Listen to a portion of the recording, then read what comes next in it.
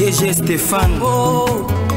Balamwange Congo ya Lumumba Congo Tafachi Beton Tangwe koki yo yo yo Tangwango yango yo koki Tolanda Kango Papa Stéphane Balamwange. Voilà, en direct soir actualité sur Tango Koki 243. Nous sommes encore en direct comme promis. Le matin, à la première édition, il y a information ici à Kinshasa, Jésus en collé, à Prometa qui bisono soba congolais, que nous allons encore revenir vers les après-midi à 16h. Nous étions quelque part avec certaines autorités politico-militaires, et on nous rassure par rapport aux avancées.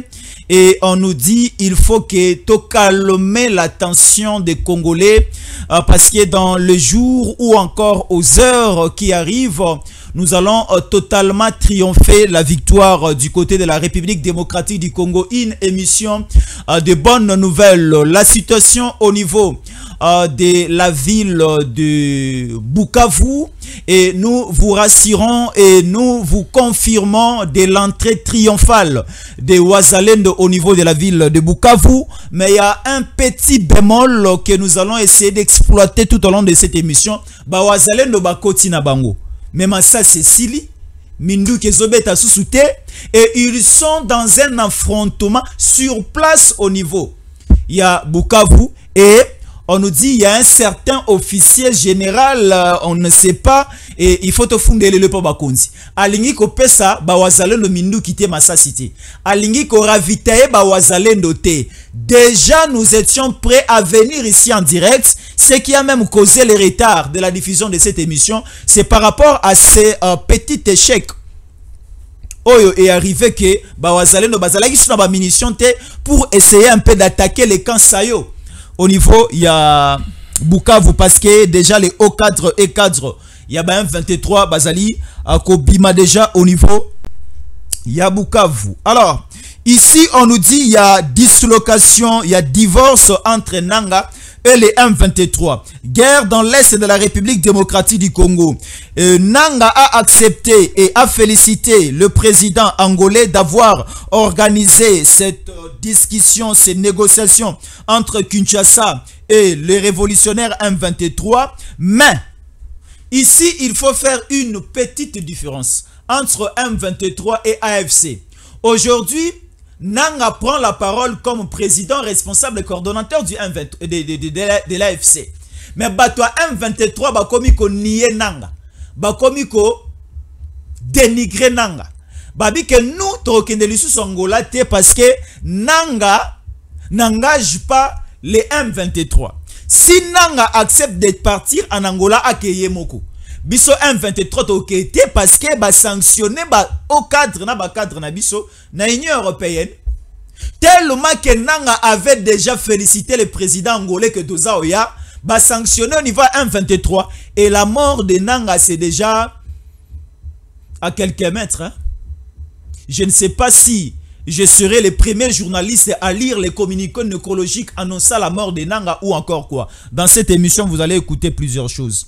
Alors, Bazo annoncé biso que ba militaire rwandais comme la descente vers la province de Tanganyika. Est-ce que c'est vrai na Moba? Nous allons avoir des précisions dans cette émission. Nazanga Mogote, je suis ensemble avec le Wazalendo Suprême. Le Wazalendo Suprême, président Kake. Mbote na yo. Tozali mbote makasi mbote. Wazalendo Suprême. Ouais. En tout cas, biso tovandi to aba patriote. Na wolinga souhaite lobi Wazalendo Suprême totikela ngo fachi. Omoni na na bisayo dernièrement que souhaite lobi lelo Bazalendo pour rappeler aux téléspectateurs Boba Golanda biso. Oui. Que Fatia premier de Bazalendo. Asaline. Abunda bitumbate akota zambate lokola yo. Papa bitumbo to azana ngolelo. Eleki bitumba nyonso. Ngaku tunako sepela na monata Fatia ina conseil des ministres ata vendredi oyo. Aye benza tâche benza tie chapeau na bere moko atia ngo na épaule boy. Fachi beto akoti atie pe botine.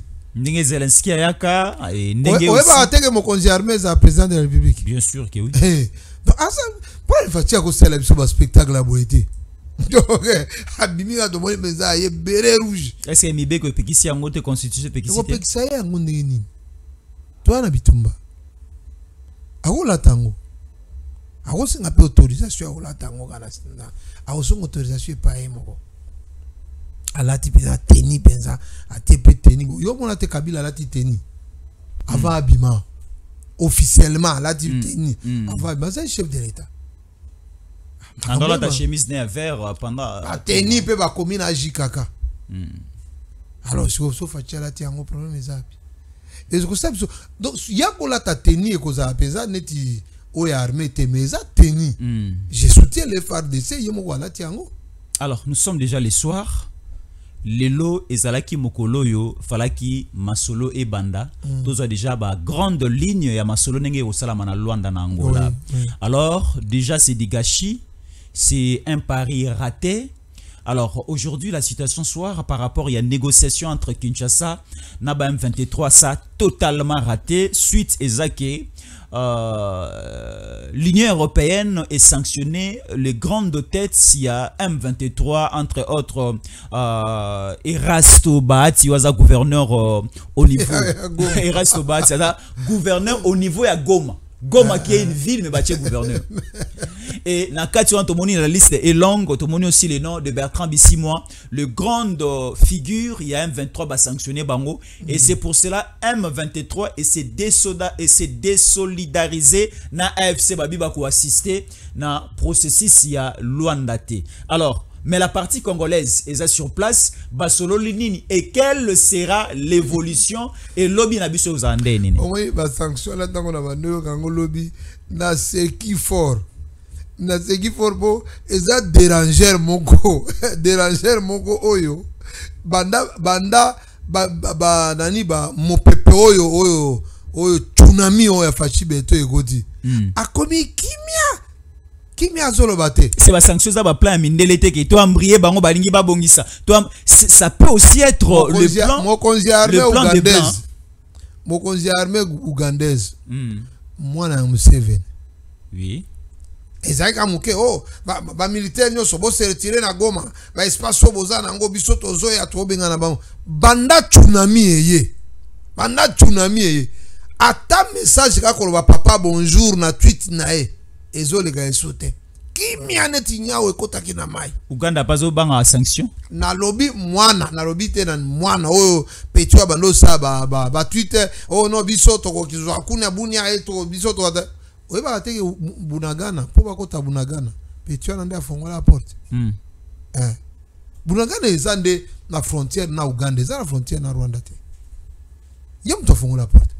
Tuko yes ezaika ka muke po oni bangona bakagame eza ba série moko no eza minute oyo tozo lukela ba tweet dos kimia kutu on dira zaka esusute ye to pesi déjà bon repos toza ne problème te avant d'année kimia kona ye déjà téléphone bati yango na silencieux siko téléphone nanga ekoti na vibrer nanga miko na minute oyo azobeta soko tie na mesa be grrr. Donc à l'alité nanga ne sait plus il est devenu quoi ndeko nangai nanga siko ozali talaka ekuna tango zotalanga ba wakansi ngai nanga siko ozali benga fachi beto ofukama senga pardon na peuple congolais ko kufa kuna balukelo ata selile moko kaka na prison makala o vanda ta 20 ans to 30 to 40 tango fachi beto azo gracier bato a réduire ba 5 ans et ko diminuer au lieu à 40 ans au sali ata 25 ans nanga senga pardon de unangai oza mwana ao babingi na Bible afa prodigue pona biloko wa mokili tu vas entrer dans les jets de sang nanga boma mutute na mboko yo nanga komi ko juger bato oh non etoko di bitumba mboka bazo gérer ngo bien te papa soko tuni nanga lelo budget oyo azo oyebite ti lelo basala contrôle te ya mbongo oyo seni azwaka pour organiser l'élection en 2018. Et belé en mbongo na ba détournement na ba appareil na bango so ba bano benga ba machine à voter, oui. Des milliards d'argent ti moi na quantité ba sanctionner les États-Unis pour na ba détournement pour na ba mbongo wana. Nanga lelo comme modèle ya gestion. Nanga lobi soki azubo konzina mboka salaire ya ba militaire et komata ya ba policier komata. Nanga tiki ba nyongo ebele awa ba mituka ya seni ba sombi inane sali inane te. Ba jipe bele na ba biloko tu. Nyonso. Eloko ezate. Ba depo mususu ba tombaki wana ba ambassade des États-Unis. Ba biloko lika ebele beaucoup de détournements. Lelo a commis modèle pour la gestion. On se permet d'écouter tout le monde dans ces pays. On se permet d'écouter tout le monde. Yenanga, na minute yoyo, M23 wanganye. Akomi anani. Parce que nanga ndazaki représentant na mouvement wana, représentant ya Kabila, le Deka, na Katumbi. Donc maintenant siko yawa, na mituni do so nanga déjà akomi na vibration. Sko Kabila na minute yo ndeko na ngai oko s'imaginer Kabila na bandako ya tongi na Gombe ba izina ba ciment na banini na ba biloko ba libanais ba alimentation na minute yo on dit vraiment que Olive Lembe akolala na journée à lelo oyo Olive Lembe wa bande olobake bolati ba veste te ye muto ayaka na veste kasi ye muto ala kisabino no papa parisien muto auti Bruxelles Yoko l'accès au ta veste papa. Butumen na muto uti zamba. Muto utaki zamba ala kisi butumen ko la ta veste. Muto ebi ba kombo ba parfait nyos. Muto ebi ba kombo ba sapato na ba mode. Muto asali o mangolo ba benga au chef de l'état, il faut que ça ait mo le kumu. Papa peuple ndé salaka ya chef de l'état. Mais pour Kabila pas. Pour la nuit basalanga chef de l'état. Pour la nuit Zoé basalanga chef de l'état. Azanga Jeannette. Pour la nuit batona balika ba chef de l'état. L'IDPS a combattu pendant 32 ans. Ngana bisa ko ngana za IDPS te. Ngana IDPS te. Wa fasciste. Ngana fasciste. Donc Fachi a profité de l'identité de son père et du combat de son père et du choix de l'Éternel. Oui, mais Fachi, mon gouvernement tourné pour na sauver ta dans parenthèse pour na Moïse Katumbi oh nani akotika la moninga ensemble la vanine. Alors le destin va parler. Na lela liloba wana grave. Biso na Katumbi. Biso na Katumbi toza iska moko ezana ngo problème était mais souka le destin va parler. Moto nzamba pona pour la diriger mboka. Ako diriger ngo. Mon frère, je le dis en tant qu'évangéliste et serviteur de Dieu. C'est à Moba, je suis en 2006, où Dieu nous a dit que Kabila a longoli le boko na elikolo. Nzamba longoli le boko na elikolo ya Kabila. Kabila, je le dis na batutu bazo kanga ezala pe perdre ezala bani. Kabila ne reviendra plus jamais chef de l'État ici. Maman Olive Alobi, est-ce que Boebi Makambu Mobali Nangazo Bongisa po azonga na bokonzi Chandara Bagisi Boebi Makambu o autorité morale azaro Bongisa po azonga na bokonzi Kabila Emoka Ebisi Biso, je ne vous dis pas au revoir mais à bientôt. Cela veut dire qu'il y a qu'à revenir. Yo Ebi Maman Olive Awa na Kinshasa za président ngana Ebi avant président. Ngana Ebi ya Kabila Obi Maman Olive. Omoni tena Maman Olive wana eza koko ne babenga ye Messia da moi mon père a travaillé à la Somenki. Tout ça na papa Maman Olive. Na Kailo eza pemeni ya Kindu. École na bango na ebi yango école baba no tanga biso pe école mususu.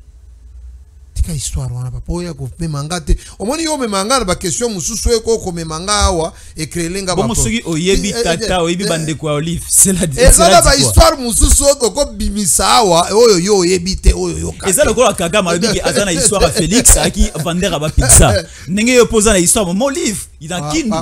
C'est la même chose. Parce que toute personne a une histoire.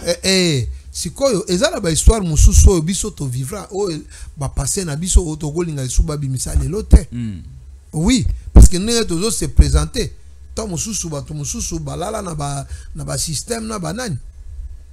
Olive Lembe Linga Kabila était chef de l'État. Tikanga ko memanga na terrain wana.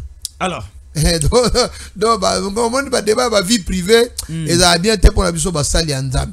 Alors tellement que on peut dire dans un terme clair que les négociations de Luanda de l'Angola ont totalement échoué. Et maintenant, quel sera le rythme? Biso Kinshasa doit être sur place, mais parti à diverses baïetés. Alors, la suite est aux Alandengeni. Il faut aller à la guerre. Hein? Et ça peut-être qui n'a noté, Lorenzo Alobaki, si l'M23 ne vient pas se présenter ici dans cet échange, ils ont signé leur arrêt de mort. C'est-à-dire que au moins il les gens ne se rendre compte que le président Félix c'est un génie. Surtout ça un génie là. Je t'ai dit que kokende kuna eza piège munene au batendre M23. Les gens moi que des athées. J'ai suivi Kagame mon cher Lobi Kagame azo sona peuple ne Kagame andimi obi moment tobandi eza moment difficile. OK. Bokanga ba sentir. Tobandi siko vie moko très difficile. Période Tobandi, c'est une période. Il reconnaît que ça ne tient plus. Mutobandi o ganga likolo. Azope sa ba histoire nani. Obi tango David ayako soy David akoke koloba Goliath koloba identité à David, il pouvait dire c'est un petit berger à tekagani zokande mutoye na victoire. Insulter Fachi Nengo Lingi, mais identifier spirituellement. Parce que moi j'ai dit ici, moi je suis fasciste parce que Dieu le veut. Muto kabeli nzambe mboka oyo, il ne peut pas y sortir avec humiliation.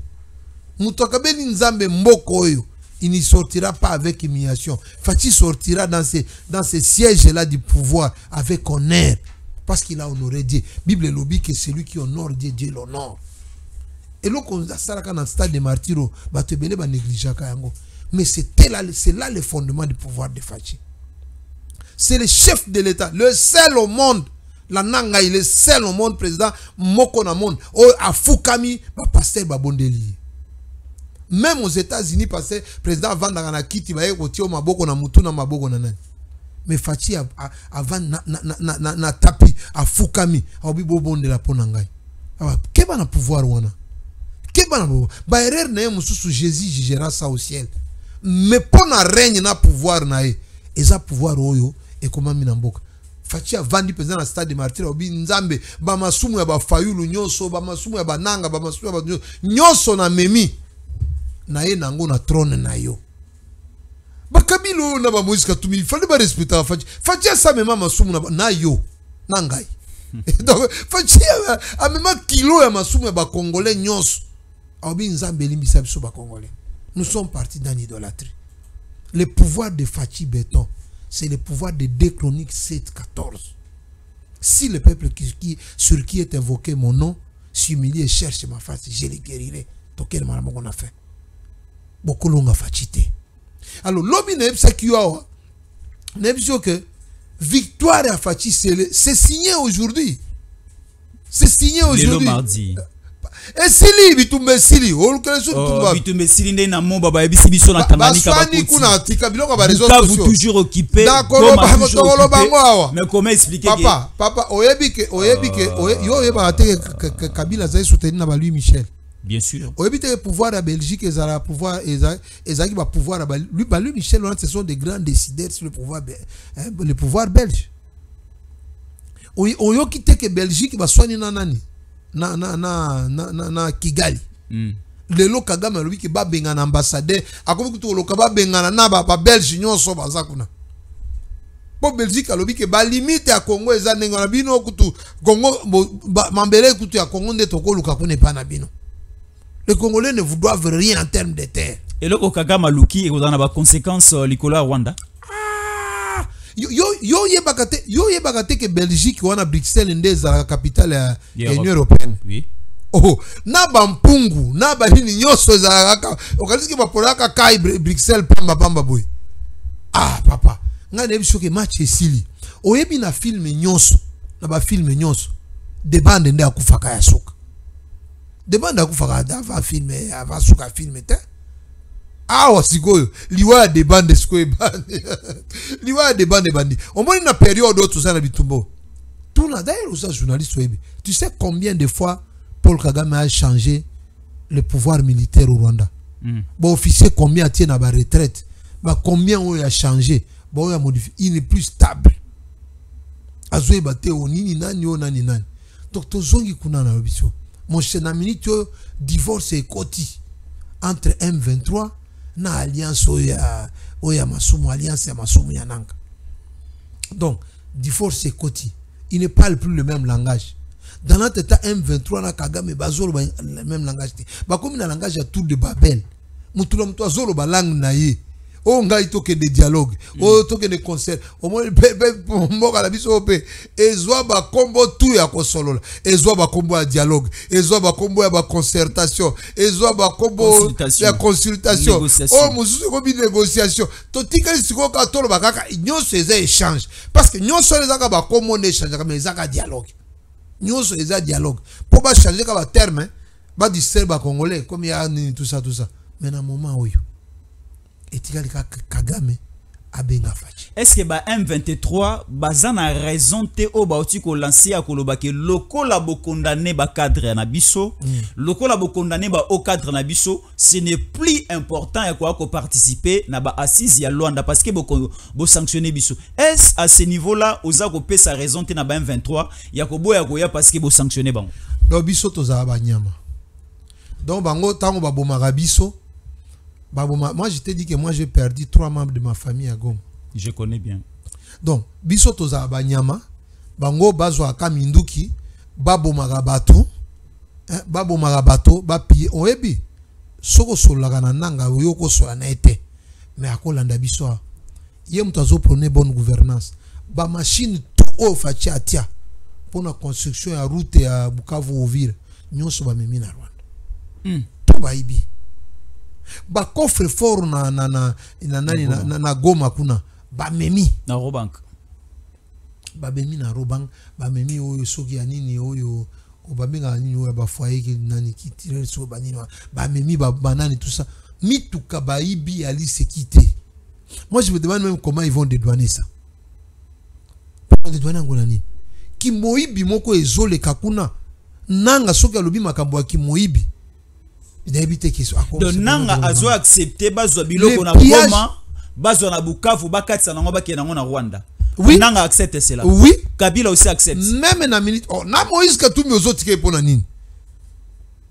Donc kiboyi bio bazo sala kuna eza na kombote lobi ville Bukavu ezaki ville morte.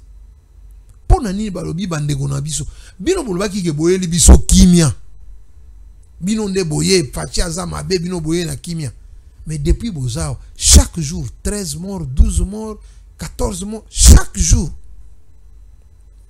ki moyibi mutu soka likika na mutu ka bomoni mutu ka bien lelo neti lelo Bukavu mitu ke tambolite oyebi ke système basali kuna po ekomi ba wazashu bazo bakomi obeta ba mituka siko bango ekomi siko les wazashu et donc ozomona siko bango ba changer ba zui ba omoni aweza ba ketch biso to za ba taxi ba probox biso za ba probox siko ba zui siko ba mituka wana de bazo siko ba komi otambola nango po ba jeep na bango ba jeep militaire eza eleki ezui siko bakoti siko na banani wana bakomi olongola teni balati civil na munduki parce baloli teni balati civil na munungi mais ces gens là qui pillent bazo boma bazo violer bazo sala batindi ba bombe na ba centre ya banani papa liste ebimi lobby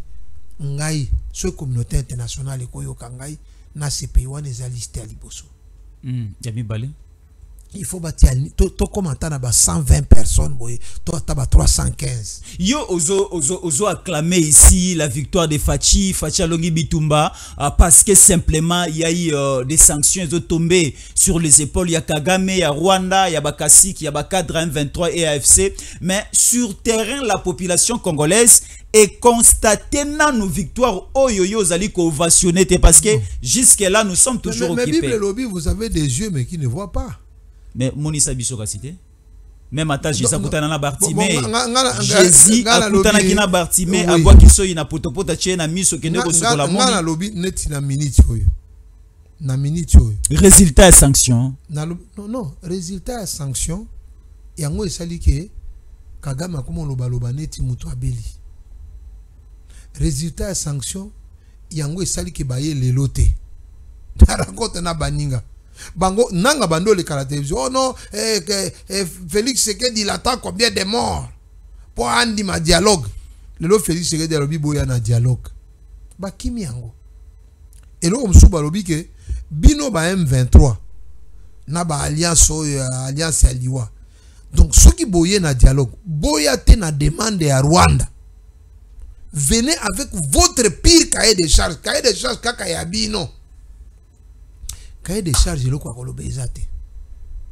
parce que sur le plan politique quand quelqu'un est démocratiquement élu biso topona déjà démocratie ko juger nani gouvernance nae ce qui est simbité OK ce ko senga peuple peuple nde basenga ko bibo moninga geraki mabe ngai na kosala boye ngai na kosala boye bo voter ngai peuple a sanctionné c'est dans les urnes qu'on sanctionne un président élu démocratiquement.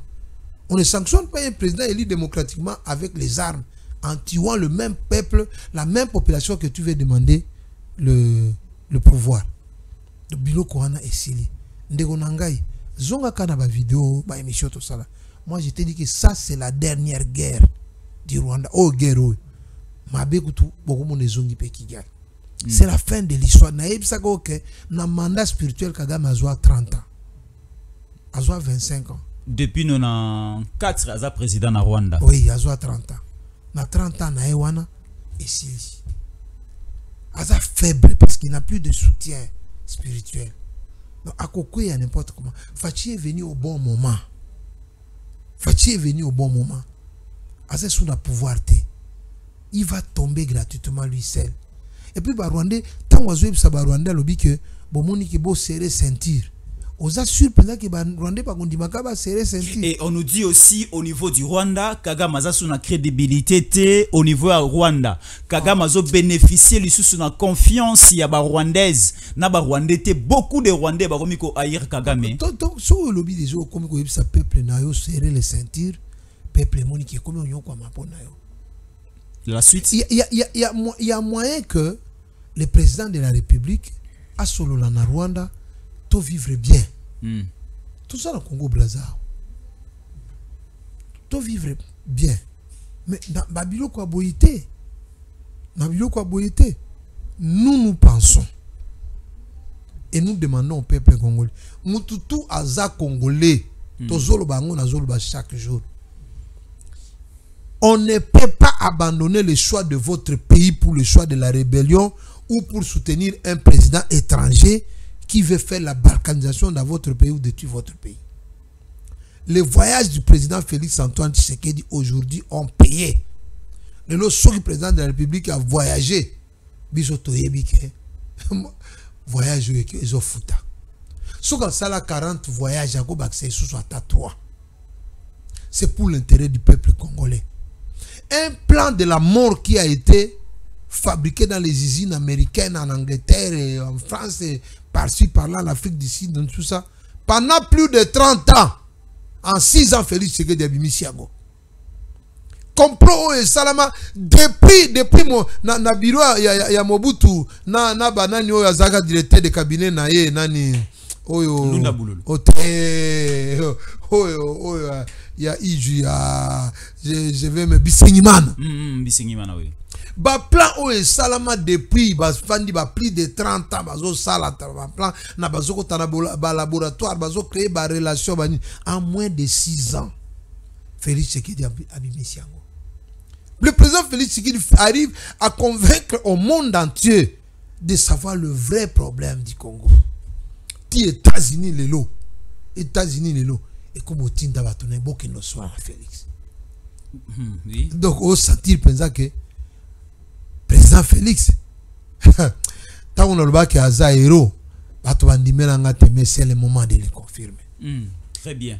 Alors, ovationné Félix Makassi. Félix a convaincu le monde dans moins de 6 ans à Zongisi Congo dans concert des nations. Oui. Et loko o Mobutu Roye ko sala na 36 ans, 32 ans et loko o Kabila na 18 ans na ye musée et autres.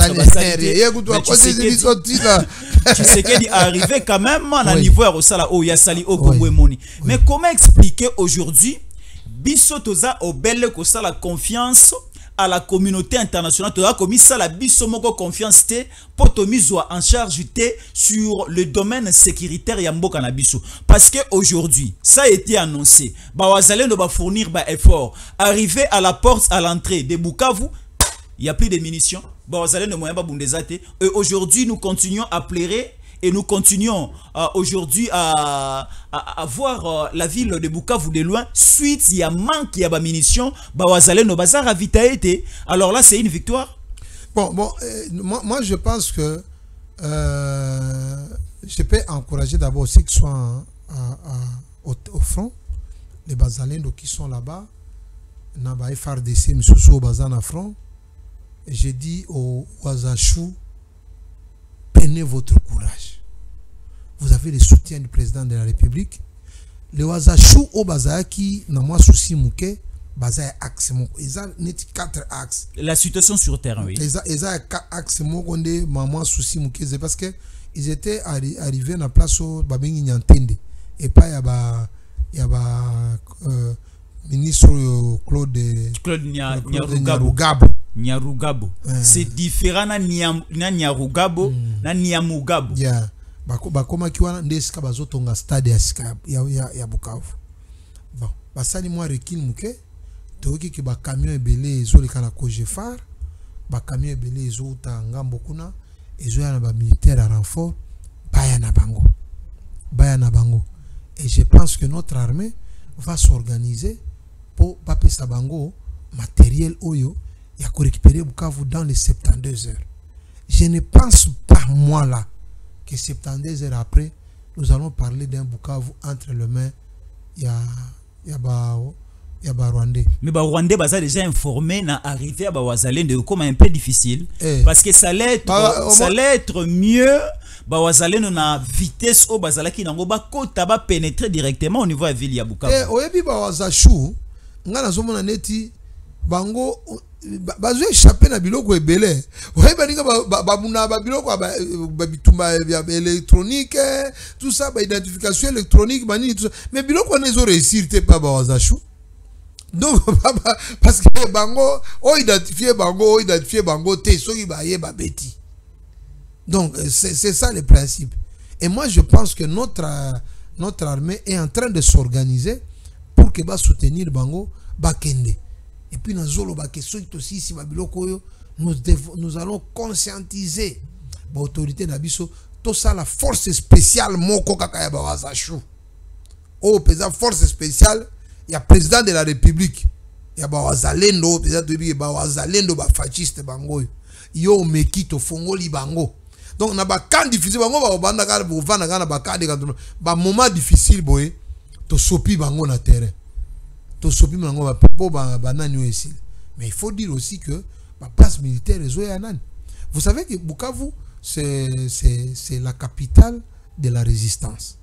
Bukavu c'est la capitale de la résistance. Donc ils ont la Tchangou ya Est. Les années Tchangou ya Est. Donc bango bazo comprendre comment to vivre ba biloko yo. To vivre ba biloko de nini. Attends quand même que mundu ki ezali to mekanan. Et ce que les gens ne savent pas. Beaucoup de Ouazachou sont déjà à Bukavu. Bon ba civil. Mais bazan en danger hein, parce que être à Bukavu pendant que l'armée rwandaise est sur place, là c'est un danger. Parce que l'armée rwandaise est envahir les camps Sayo, non? Oh. Et tant que nani beti kuna ba vida ki yango. Oh, bato wana baza kobanga moko ali sécurité. Ba vida bakimi bakufi nini le sur terrain. Kokima et puis mon cher, ba petit ba témoigner ba corps sans vie o ebimi kuna. Pardon. Oh ba meno lala na ba front kuna. Ba vida ki yango. Est-ce que bazo zo des renforts? Mon bango ba quand ça est za likolo ya Rwanda. Donc so za na quand ça o boye, Rwanda zo mona assez. Mais Maya rivière aux Indes séparé bango. En tout cas vraiment quand ça yo ils ont la frontière ya Congo Rwanda. Donc bazo tinda bato. Mais si on a ba biloko moni conflit côté na ba famille na bango. Non, c'est fini. Oyebi na ke nanga azaneti mwasi. Yeso ibo swani abando lobanyo. Omo ke ngana na ko swana na master na ngai, mais biloko musuto ko lobate. Oh, et ça la boye, et ça la accord, et ça abadolo ba. Alors non, oh to ça la accord afachi. Okoka kuna ba di oh accord to saka na M23. Yeah, a Sanzak.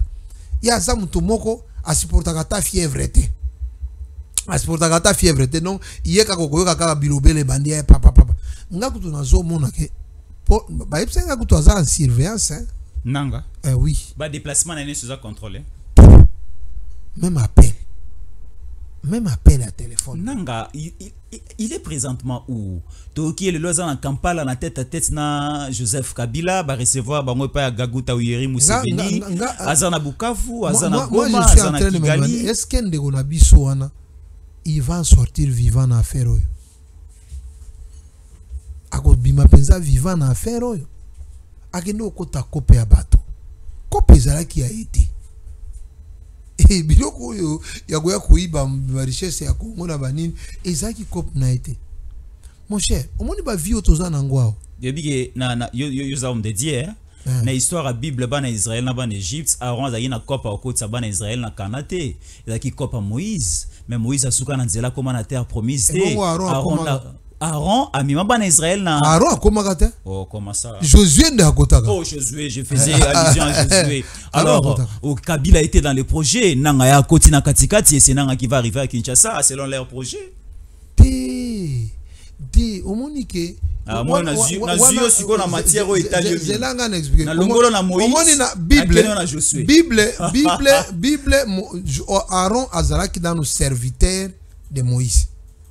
Azupe mandat ya Moïse. Azupe bénédiction muto consacré Aaron. Et nani Josué, c'est Moïse. Kabila a consacré nanga. A passé mandat. Allo bango. Mais bazana na même marmite. Eric Kuba Awa, un no cadre AFC, Joseph Kabila a une branche militaire et c'est le financier numéro 1. L'auteur, il y a AFC. Nanga est simplement un représentant coordonnateur. Mais oui, maintenant nenge toza wana Kabila yake nanai. Nanga pe azolanda. Et Kabila akenda déjà. Nanga pe azolanda. Soit pe Moïse Katumbi asali attention, yepe au revoir. Mais Katumbi na makambo na zoeba te ba okotela wapi. Apparemment Katumbi est innocent na kati ya dossier. C'est la guerre de 3 cas. Kabila, Kagame na Katumbi. C'est la guerre de 3 cas. Ba tout mususu ko zomona ezasko ba commissionnaire, ba petit abitinda tinda. Ba bali, ba mususu ba kanza ke ezakop. Ba esko kokota na kope ya liwa na makila. Mon cher, yo ka kite ke Katumbi ba kutana ki na Kabila. Na so ezaki na mboka ni na Katumbi. Na Kabila bazaki na Éthiopie. Ba na Éthiopie na Addis Abeba oui. Bazaki na Addis Abeba. Yo ka kite ke ba sali réconciliation. Yo ka kite ke ba biki ba sali bloc front commun. Alors siko bo bino bolobi ke bo to sali front commun. To bo sali mabenyo so sali front commun. Pona nini siko Katumbi azolo ba teke moi je ne suis pas concerné pour l'affaire. Yo aussi yo ka pesa Katumbi a condamné M23. Même pas. Pourquoi toujours que sous ba prévoir. Même pas porter-parole na ba condamna ka M23. Ba condamna ngote. Ba tunyo so ya nani o ya ensemble so ba obi o ko ka te ba condamné M23. Mais o ko ka ki ba zo ba ke bo solo na nanga. O bo solo na e. O mabeza nani ya nani ya Félix bo solo na e. Mutu nyoso oyo azana nanga te akolobela ete. Yango na remercier Kabunda. Po Kabunda saji bwa eremo boya asokoli maboko bi ngai na boy kutata na dialogue nae. Donc mutu nyonso oyo azana nanga te ako soutenir ete. Et biso pe tozo koma peuple congolais pe e koma biloko wana. Yango nenga na yebisaki ona obi. Omoni président Félix Tshisekedi a sisa bitumbo. Soka sisi bitumbo. Biso to la pétition. Quel type de pétition? Biso to la pétition. La pétition biso to sala. To tuna ka peuple. Bino bondimi vraiment que token de élection to la mukana élection boyo kakatumbi aleki. Tokota na insécurité et surtout ça marche en arrière.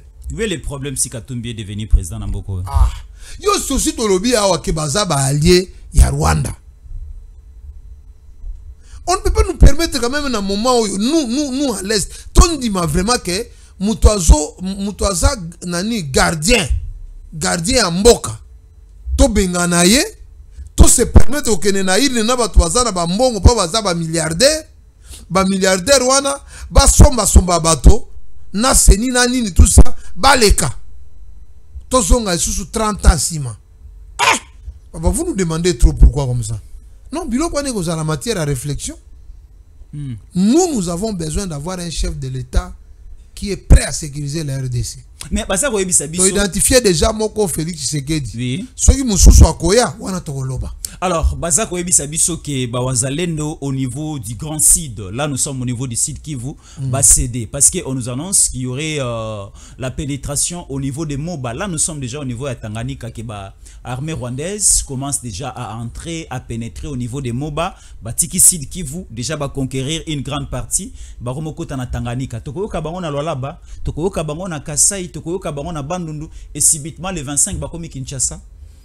Déjà Moba. Et il y a 4 jours. Donc moi je me dis que bango so balobi ke bakoti Moba. Wana bango de bazolo. Parce que ba type wana bazana 2 armées au epesa bango force.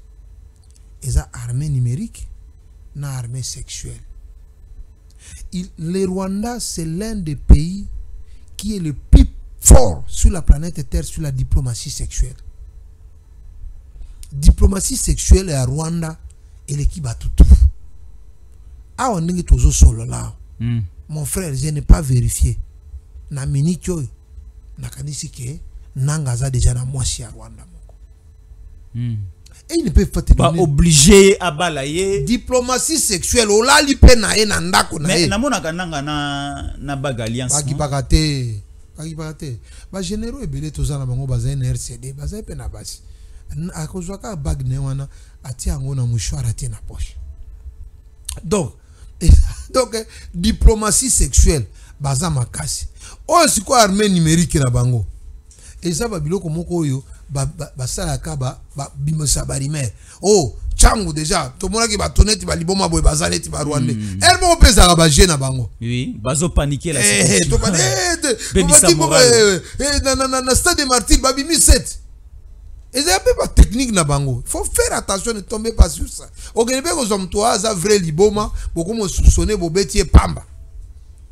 Et ça ba technique na bango. Ba fouta kapé ba toizo créer ba biloko. Eh, na kuta ki fasse mo, otoboni mutubogo. Pour ba créer banani wana. Mon cher, ba na mo baté. Ces gens-là, plus ils s'éloignent du Rwanda, plus ils sont faibles.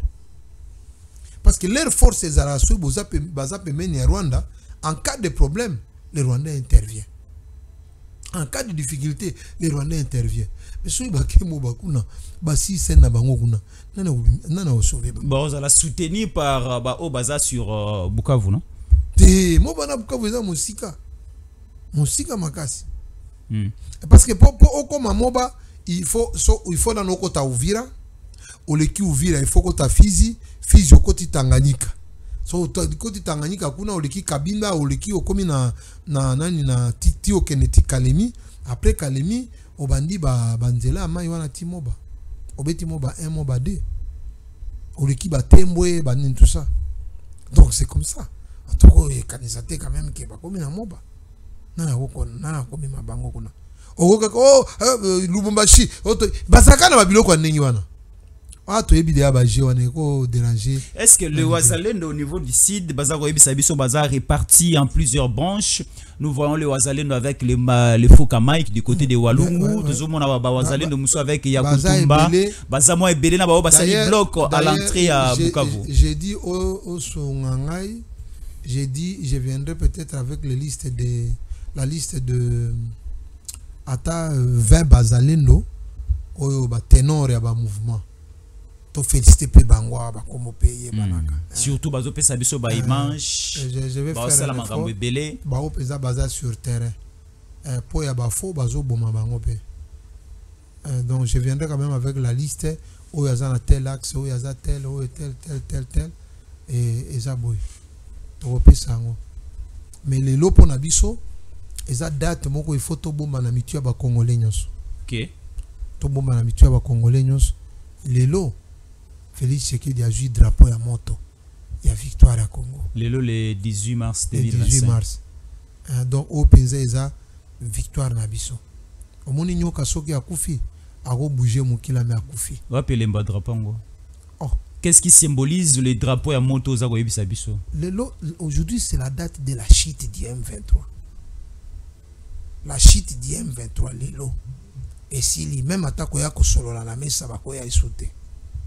Et si mokili mobimbe ini bango bage no sala bango mokili awo etikali ka repentance to ji bango to tie na prison makala seul refuge etikali pona bati pona eza prison makala o ya 20 ans azui o ya 40 ans o ya peine capitale o ya nini azui ake ko vanda kuna mokolo ba obuka ka prison o ya ko bima abimi mais tozo senga pe batonga ba prison ya sika surtout pona ya ko ya M23.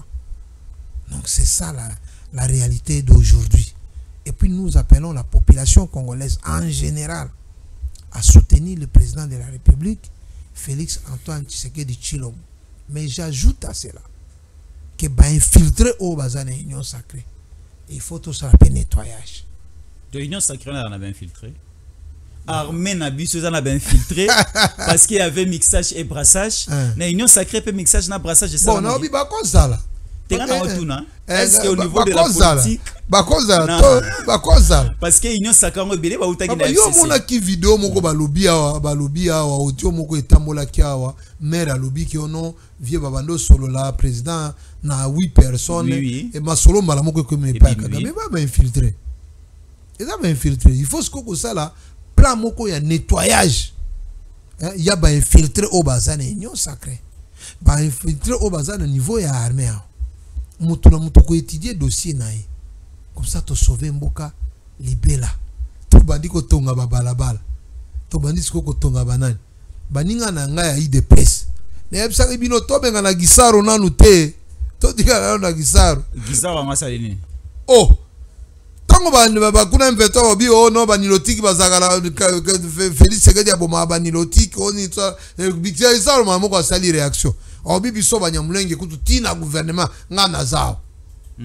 Ngana zao. Il n'y a pas de discrimination. Discrimination za wapi. Masuzu nde aza mokonzi ya armée kuna ya région mobimba. Bolo baka biloko esali ke bo bandi bitumba. Botika biloko ba discrimination ya banyamulenge. Bo déjà munyamulenge a ministre d'état. Ozo comprendre ba biloko wana. Donc c'est bon. On ça dire que ba piège nyonso bange ba lekela rango Félix Tshisekedi akangi ba frontière nyo. Baninga ba komi ridicule soni. Maman Olive Lembe. Lelo mela atakisi ya pongi. Mela kisi ya pongi na ebite okolala ndeni. Maman Olive Lembe. Akolala ndeni. Na kipe ba rimer marambo bile bimi otututu akoma Maman Olive Lembe. Akolala ndeni. No. Baninga ya 5 Nzambe alola. Na ebite ba olala ndeni. Bango bakende komona président ya nani ya Angola. Oh no, salaka dialogue benga na minute oyo. Tozela toyo kabatu ya 5 batomola sumu ngongo baloba. Mission ezaki basala boso la Félix Asokolaga directement na M23. Bon. Tango tubano bisabino que bokoti na biloko eza domaine na binoté. Vous entrez dans des histoires où vous ne savez pas les tenants et les aboutissants. Au lieu de condamner, liwa ba condamner ba problème au ezakuna, bango ka batika oh Félix il doit parler avec lelo 5 bilo ba voyage au sali na financement to ebité anani. ba contact o bo sali na ba qui financer la présidence te bokene au mona nanga bo tuna sko nanga to ko mona yo lo ba ki ke il faut bo solo na gouvernement directement le lo esanine au moins que quand nous disons aux gens soyez sérieux ba o linga teta ba ridicule si o 5 ans ki o la o ridicule c'est quoi comme ridicule na éviter so ba otanga ba kilte ridicule pour na ba jio ba kotaki c'est lui qui est dans la vérité azaka na nzambe nzamba lola sunga Félix Tshisekedi. Alors nous citons déjà nzamba lola lendo tolo ba be pouvoir ba biso pesa biso te bo no négocier sans biso ezala ngo problème te. C'est ça le problème à la prochaine fois parce que ma sollicité ma sollicité continuera quand même biso ezaka fachi bete ici. Alors ma sollicité Russie azolukaso na Ukraine côté kuna Palestine na Israël et mokile momba ma sollicité la raté. Nous pouvons chuter par quoi comme assurance? Les loba wazalendo ba osenga minuki mais baza bloqué. Baza ravitaillement exaté, approvisionnement exaté, un message patriotique direct et pas à condition tout sur le plan militaire, même aussi au niveau de la présidence, les caprices de wazalendo au bazan a besoin ba libérer ba zone où ils ont occupé mais bazo zangelo comme encore ba munitions bibundeli exaté. Banani ba opesa ba bibundeli c'est le gouvernement congolais. Non, on a dit qu'on ne peut pas s'adresser à la présidence parce que la présidence c'est une institution. Oui. Au monde, c'est une institution. Et tout respecter en gros parce qu'ils ont protégé na constitution na biso et il faut éviter de tomber dans les pièges de l'outrage. Mais nous pouvons seulement dire toyebi biso toyebi déjà que il y a un contact et ça a appui accompagnement. Il y a mokonzi mboka batunae batuyawa na banane mais nous demandons seulement que ba fongola matoi ba fongola miso plutôt pour vérifier de minute à minute la progression de ceux-là qui défendent l'intégrité du territoire sur terrain. Je peux dire à la population de Bukavu soyi boki musique ya masa se bando beta boko tala mandako bo bimate même s'il faut botika la 3 jours 4 jours bazalendo balobi na mutu nyonso na Bukavu bosomba ba provision andako ya une semaine. Ils ont dit ça déjà. Message eleki botika na bandako biso totika na prière toza simana bino. Toyebi ke eloko bando mema ba milliards de dollars mbongo ko ya social ya peuple e bando ko tana bitumba. So bitumbo esili ata 4 ans ou etikali so 3 ans ya fachi béton le pays va décoller. Dans notre état de pétition, donc le pays va décoller avec Fachi Béton, héritage naé, Tozo Zelango. C'est tout ce que je peux dire. Très bien, le Wazalendo suprême, même si Azali Kolingate to Benga et Bongo Ali Kolingato, Pesa Yango et pas Fachi Béton, mais comme il est quelqu'un de très important pour nous, il communique très bien, il représente la province du Sud Kivu sur le plan patriotique ici à Kinshasa. Azao Pesabiso ba détail et les dernières informations pures et évolution sur le plan sécuritaire et sur tout le plan politique. Yamakambo Ezagoleka na partie est la République démocratique du Congo. C'était lui notre invité, président Kake. Il faut lui faire confiance, il faut aussi faire confiance à ce qu'il est en train de dire parce que il est notre source qu'on peut qualifier comme la source intarissable des informations. Il y a Makamune Sozota au niveau nord et au niveau sud de Kivu et aussi au niveau de la zone orientale, au niveau aussi de Kindu Maniema, au niveau de Tanganyika et partout en République démocratique du Congo. Alors merci beaucoup de rester fidèle au programme des Tango Koki RDC. À tout à l'heure. DG Stéphane Balamwange Congo ya Lumumba Congo Fachi Béton Tangwe Koki yo Tangwango yango ekoki Tolanda Kango Papa Stéphane Balamwange Oh yeah yeah